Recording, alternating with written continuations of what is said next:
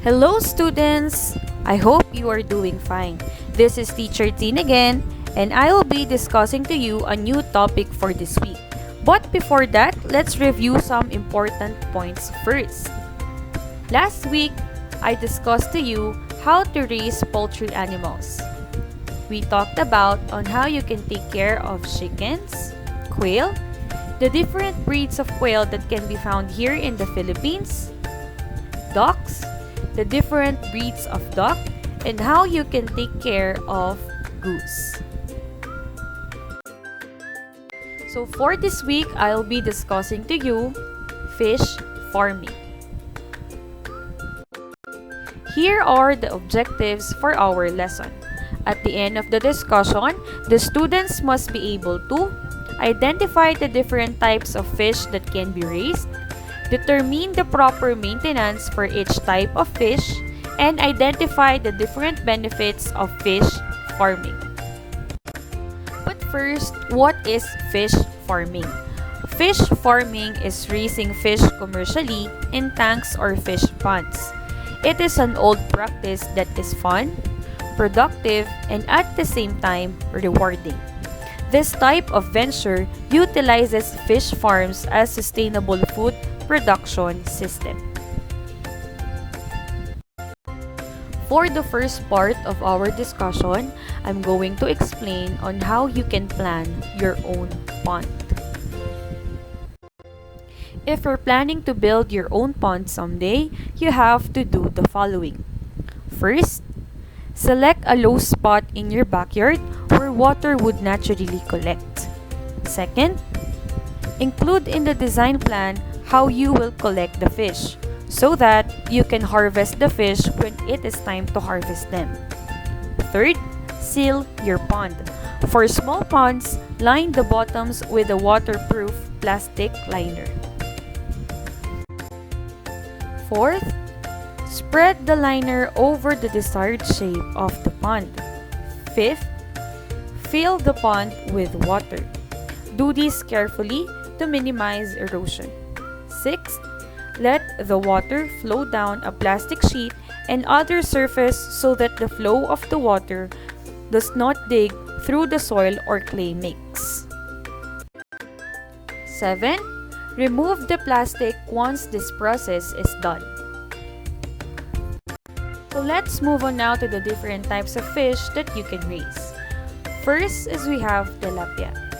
Tilapia is one of the many fish species that are cultivated in the Philippines, and it ranks second as most cultivated fish in the world. It is very popular and its production continues to increase.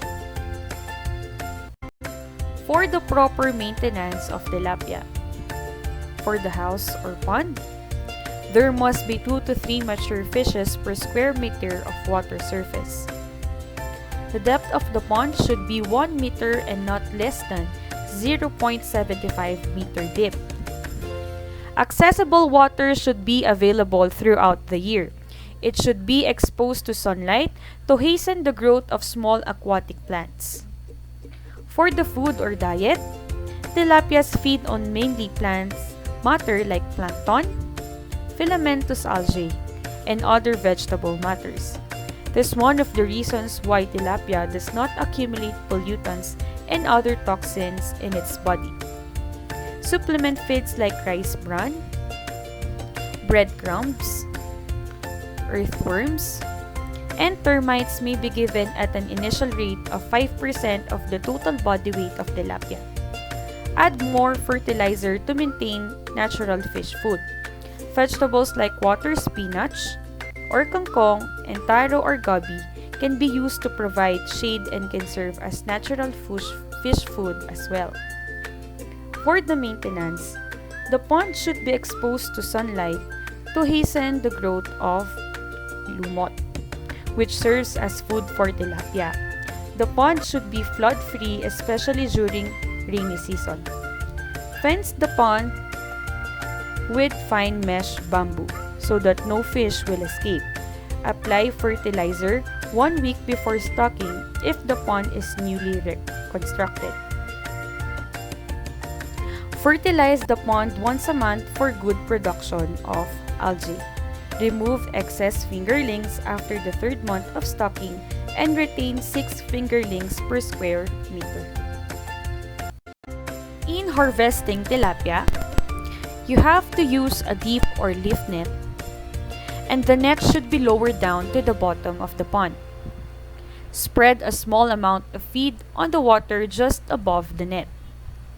Immediately lift the net as fast as possible to prevent the tilapia from escaping. And lastly, restock the pond after harvesting.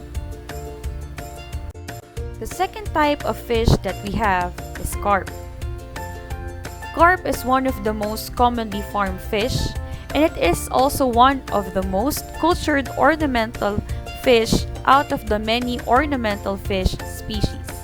Some examples of this fish are European carp, Indian carp, and Chinese carp. For the proper maintenance of carp, for the house or pond, a nursery pond must be constructed first for carp larvae. When the carp is cultured and reaches its marketable size, transfer it into a rearing pond. Clean both ponds first before filling with water. For the food or diet, carps usually eat floating plants and algae, mosquito, and bugs near the water's surface. They also love to find tadpoles and small fish. At the bottom of the water, they go around to sift through the mud for various aquatic organisms like worms, freshwater shrimps, and snails, and ingest some mud, bacteria, and fungi along the process. Their digestive tract have evolved to be able to digest a wide variety of food. For the maintenance, carps are hatched from eggs. They can grow to a weight of about 13 kilograms. They also thrive on fresh water and grow well in hot and humid climate where they lay eggs as much as 4 times a year. Carps lay eggs differently. A variety of materials is used to collect the eggs. Tree branches, plants, and fiber mats. These are also used to provide a surface where eggs can be deposited upon release and to allow easy transfer to nursery ponds. Take note that the hatched eggs and the fish larvae become fingerlings after about a month.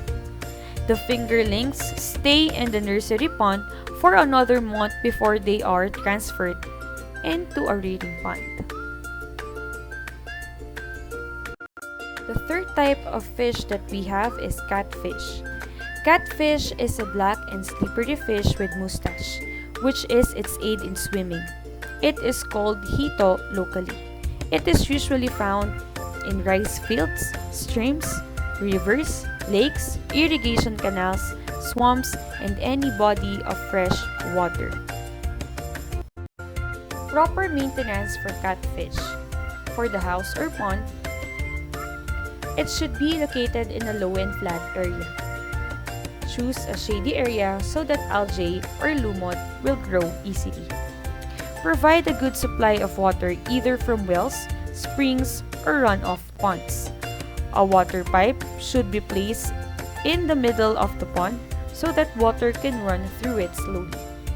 For the food or diet, catfish needs protein, so it should be fed with meat.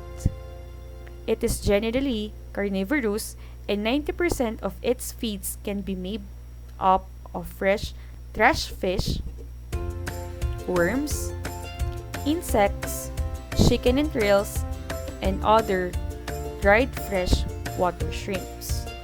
For the maintenance, special care should be given to catfish, especially when they are laying eggs. The male and female catfish start their mating period by courting and chasing each other. The fertilization of the eggs takes place at 27 to 30 degrees water temperature. The female catfish is ready to lay eggs when it starts to build its nest made out of debris. In harvesting catfish, The pond is drained partially and it is captured using a net hung vertically. One side of the net should have floats while the other is with sinkers. A scoop may also be used once the water level is low enough for easy catch. Catfish should be handled carefully. Wash it thoroughly to remove the mud, debris, or any foreign substance. Sort it according to size and quality. Separate the bruised, remove the decomposed and damaged. Remove the harvested catfish from the water immediately after catch and place them in containers made of wood, plastic, aluminum, or styrofoam. Cover the container to prevent the catfish from escaping. To summarize our topic, fish farming is a productive, rewarding, and fun practice. Tilapia is the second most cultivated fish in the world, and carp is one of the most commonly farmed and cultured fish species. Catfish is a black and slippery fish with a mustache found in fresh water. Since I'm done discussing to you what is fish farming, it is now the time to check all the things that you've learned from our discussion. Before we end, we will be having a short activity. Here are the instructions that you have to follow. First, students will be given 10 seconds to answer each question. All questions must be answered in their Hele notebook. Students are not allowed to look at the previous slides while answering, and everyone is encouraged to answer the questions honestly. For the first question, it is considered as one of the most commonly farmed fish. Your 10 seconds starts now.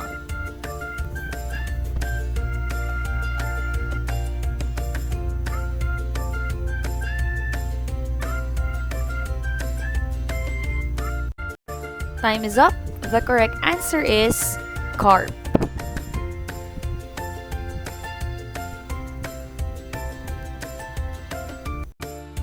Question: true or false? The size of the pond depends upon the number of fish you want to raise. Your 10 seconds starts now.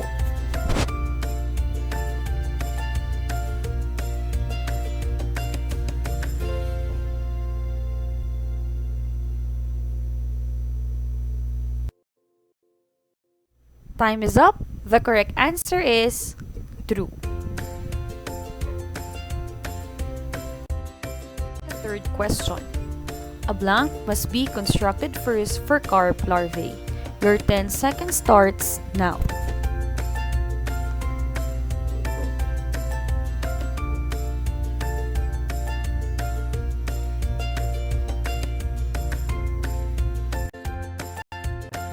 Time is up. The correct answer is nursery pond.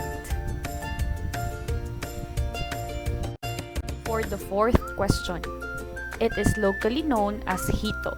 Your 10 seconds starts now.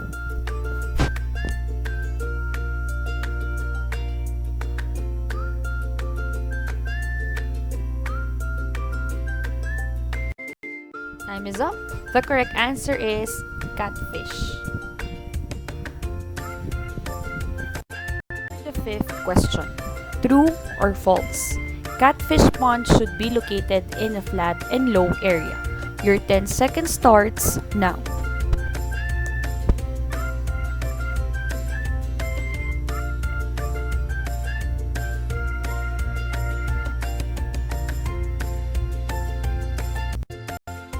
Time is up. The correct answer is true. That's it for this week. I hope you learned a lot of things. Thank you very much, students, for a good job.